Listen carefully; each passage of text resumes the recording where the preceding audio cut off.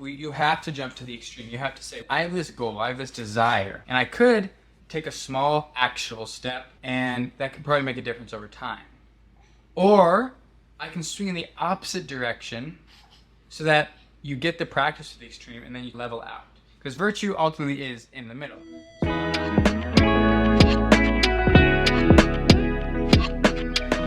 I'm building a Trofast shelf because we're doing a no-buy year. That may not make sense entirely. Why would you build something if you're doing a no-buy year? Why would you buy something if you're going to do a no-buy year? It's a good question.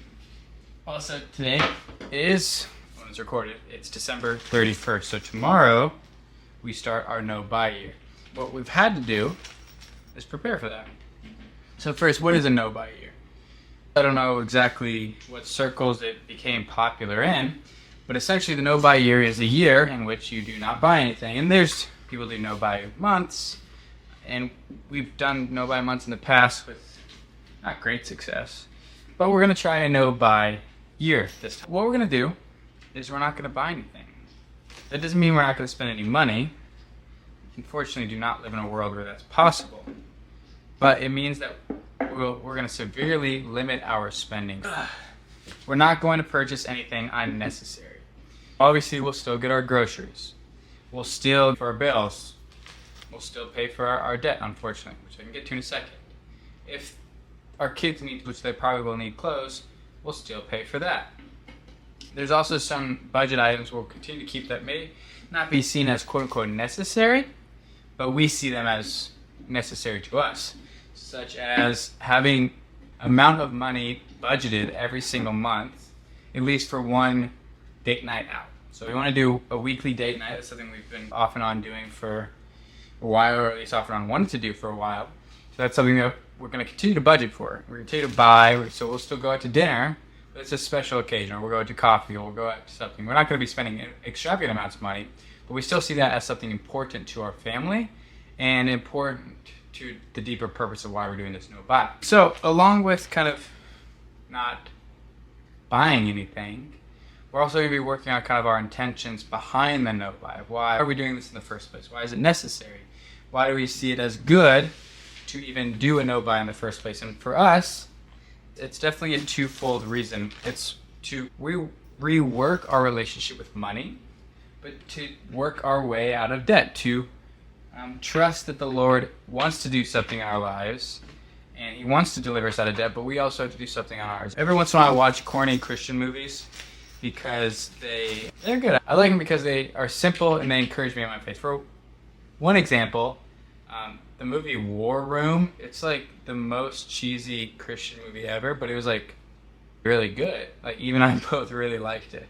There's a movie about the firemen called Fireproof. So I was watching the cop equivalent of that movie. I think it's called Courageous, which to be honest, it was not a very good movie overall, but there were some things that I liked. And one specific thing that I've been thinking about and praying with lately is this idea of trusting the Lord. And so the coach, he's a football wait, oh, that's a different movie then. Yeah, it wasn't the cop movie. It was a football movie, sorry. I forget what it was called. Facing Giants. But anyways, he's having a hard time. He's struggling in different areas of life. And he's having a hard time trusting the Lord. And he feels like he's trusting the Lord. But he doesn't know if the Lord's listening, if the Lord's going to answer the prayers, if it's worth it. And he talks to a spiritual mentor. So there's this story of farmers. There's two farmers, and both are praying that the Lord will give them rain.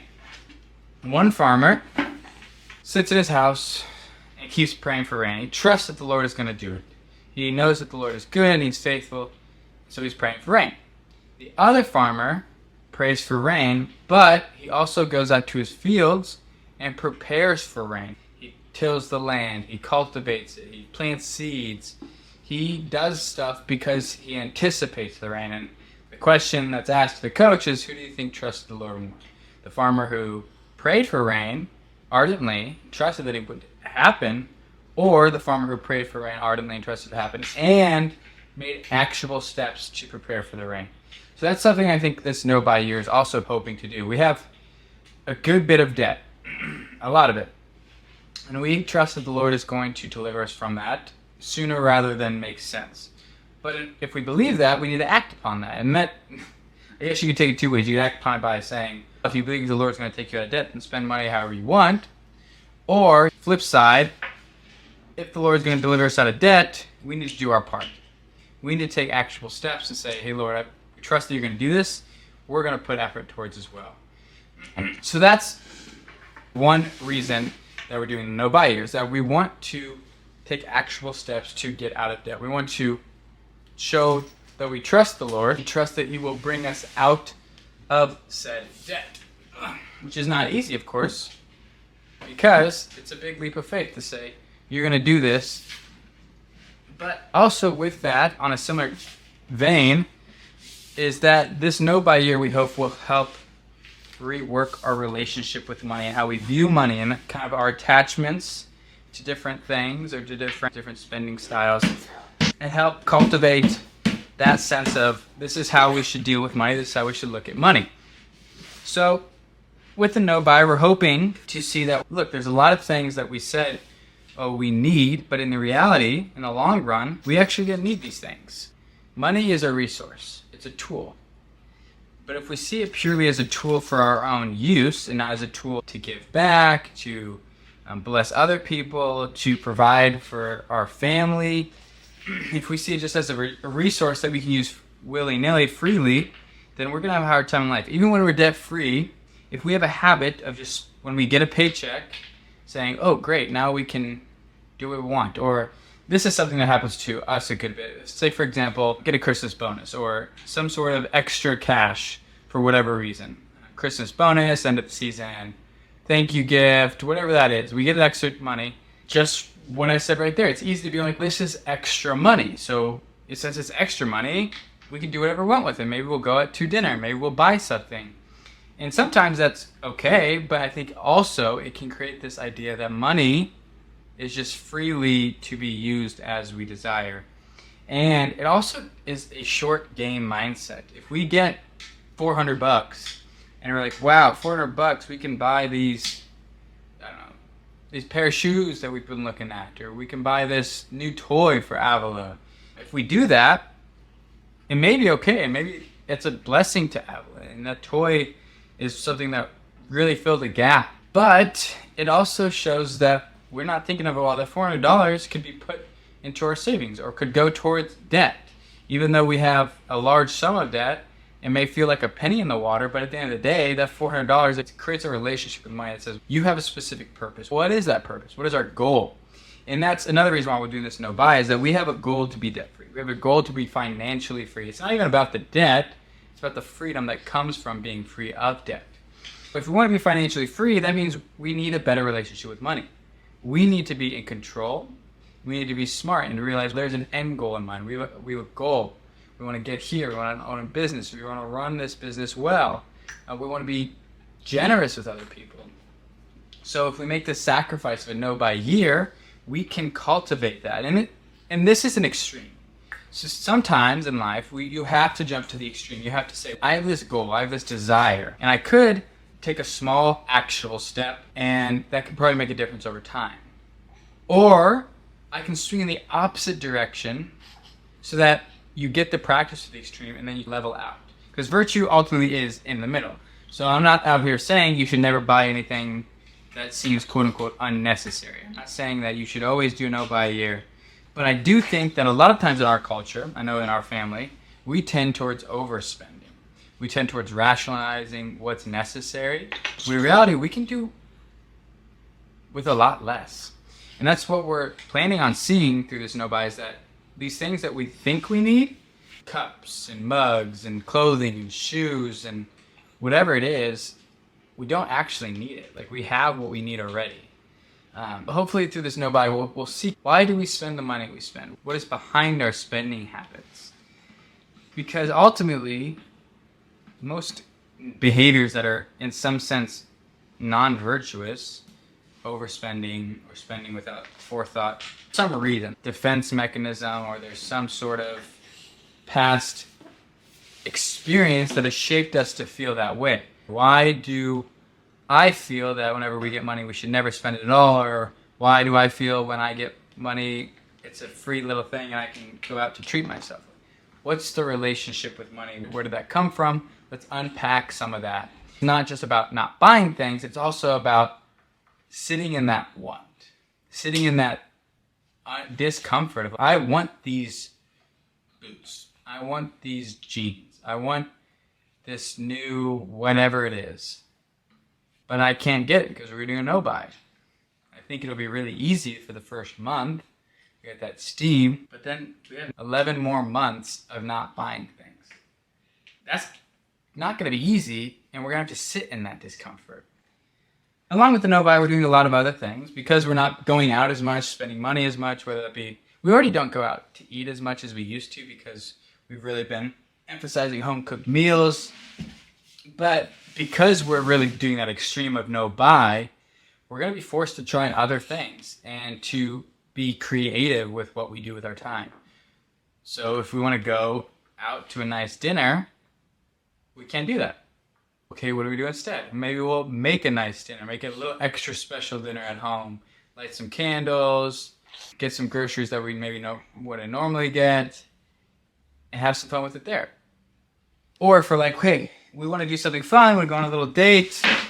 Normally maybe we'd go get coffee and get ice cream. Normally we'd go do something and spend money doing that. So now we're going to have to be creative. What can we do instead? I know that at the local university campus, there's a little art exhibit that when the sun goes down, there's music and it's lights and it looks cool. That's free. We can go do that. Or we can do a little scavenger hunt, geocaching, or we can stay home and play a board game. We're going to be forced to do a lot of things. And of course, with the new year comes a lot of new ideas, and we're not only doing a no-buy, we're also trying to limit technology, and we're also trying to do other habits as well. So hopefully these things compound and help each other. It'll be hard though. So thus far we've talked about the no-buy being a good way to pay off debt, a good way to change our behavior and uncover our weaknesses, our woundedness, our belief systems based off past experiences. It's also a way to help us be more creative with what we do with our time, how we choose to spend our time.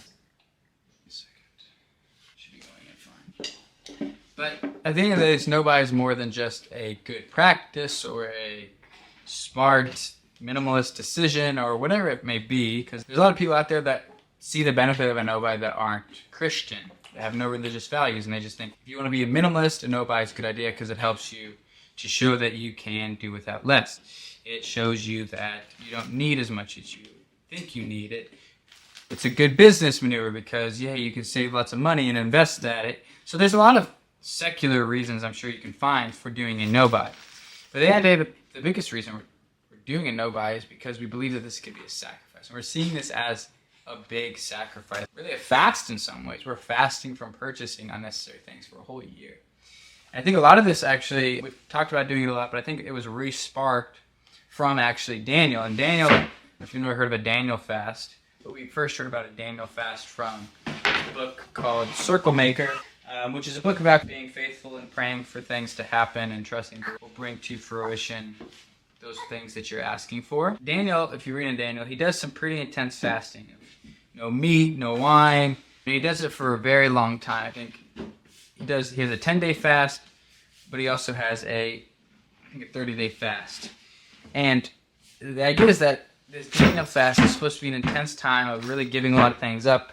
And what Daniel is that Daniel said, I'm going to do this. I'm going to pray for this specific thing. I'm going to commit to it, and I'm going to make it a bit more intense. And he prays ardently for a specific purpose. And he prays for this X amount of time.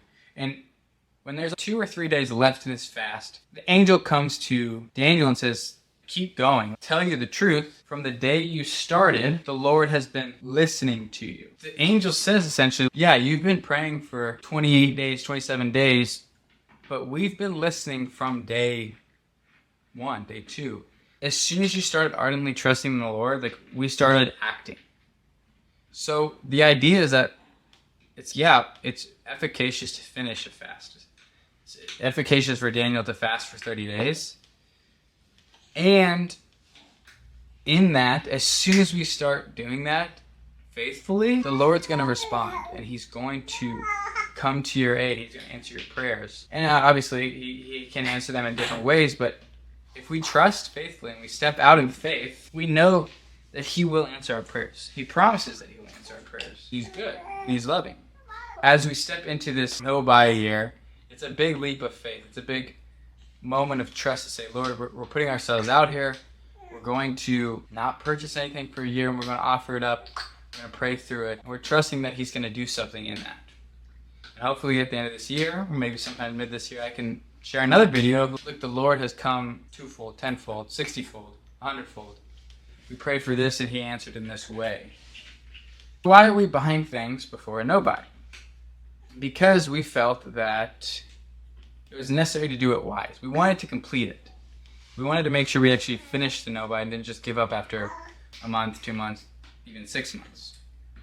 We tried to have forethought and say, what are some things, some areas of actual need? As Avila has gotten older, and as Shadow will be getting older throughout this year, we understood that there was going to be a need in their room for a little bit of extra TLC.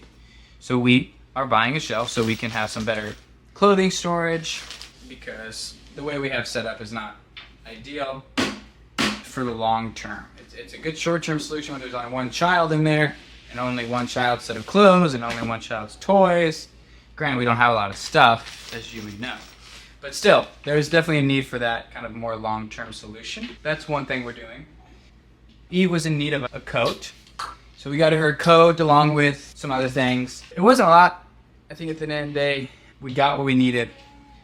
But now we feel like we're in a place where, sure, there's some stuff that would be nice, and we crossed some stuff off the list that it would be really nice to get another Dutch oven. Eve bakes bread a lot, makes soups, so it'd be nice to have another Dutch oven. Our Dutch oven's a little bit small at that, but we decided that's not a need. That's not something that's necessary, and that part of this year is to learn contentment. So we could sit here and say, I can anticipate this need. But at the end of the day, not a lot of those, but some of those were just wants, and we could get it, but then I think at the end of the day, it wouldn't actually change it, because it's like we spent a couple grand at the beginning of the year and then we didn't buy anything. It's just like offsetting, like just spending money at a different time. It's not actually making a sacrifice. So we bought some things for the no-buy because we felt like it'd be a good decision to make sure we're fully prepared for the no-buy. But I think another thing with this is that at the end of the day, we also want this no-buy to help us to refocus on our goals. So we have a goal, we have a prayer intention, that we trust the Lord will bring to fulfillment, to own a homestead and inn, like a bread and breakfast. So essentially, we want a good plot of land where we can have a kind of a lodge space to cook meals, but also a working farm. Some animals and some fruits and vegetables, some starches. So that's a goal we have. And we know we're not going to get there if we don't take actual steps, if we don't make sacrifices to refocus. So I think this is a good practice in self-discipline and denial. It's definitely not going to be easy. Imagine, just imagine not buying anything non-essential for 12 months. Like, it's hard to do for a day sometimes. I want a snack, or I want a treat, or I don't really drink coffee that much, but you want a coffee, you pass the place, maybe it's been a long day. It's hard to say no, but we're going to try to do it. Hopefully it's successful. Who knows? So that's why I'm building a Trofast Shelf, to do no-buy. So what I challenge you to do is consider, maybe you should consider spending less money on things that are unnecessary and spending more time on the things that are necessary. Spending more time refocusing your goals. Because if you don't have your goals set, and you don't make decisions based off your goals, it's null and void. If even I say, hey, I want to own this business someday, but we're sitting around just paying off debt at a good pace, but not making the real sacrifices. So do we actually want it? Or do we say we want it? Because there's a difference between wanting something and wanting something so badly you're willing to change your behavior, change your action. So think about, what are the goals? It doesn't even have to be a no-buy, but look at your goals, look at your desires out of life, and say, does my life actually look like I want this? Maybe it's a small business. Maybe you want to run a marathon. Are you running? Whatever your goal is, if you're not taking actual steps to it, then do you actually really want it? And I think there's benefit in taking these extreme measures in a season to really refocus and reset and reprioritize. So it's going to be a hard year, but it's going to be a good year. Hopefully you can look at your goals and decide on something you can do for this next year to really say, no, I'm pursuing these goals. And I truly trust the Lord will bring them to fulfillment if I am faithful on my end.